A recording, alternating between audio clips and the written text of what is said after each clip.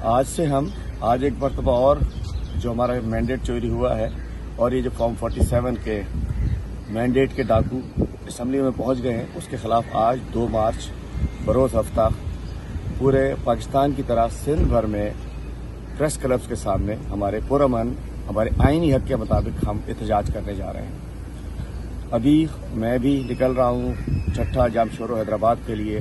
उसी अंदाज में कराची प्रेस क्लब से लेके कंदकोट प्रेस क्लब तक और घोटकी प्रेस क्लब से लेके थरपारकर प्रेस क्लब तक पूरे सिंध में तमाम तालकों और अजला में हमारे पार्टी के साथी और जिनका मैंडेट चोरी पूरी कौम, वो इंशाल्लाह आज अपना एहतजाज रिकॉर्ड कराएंगे।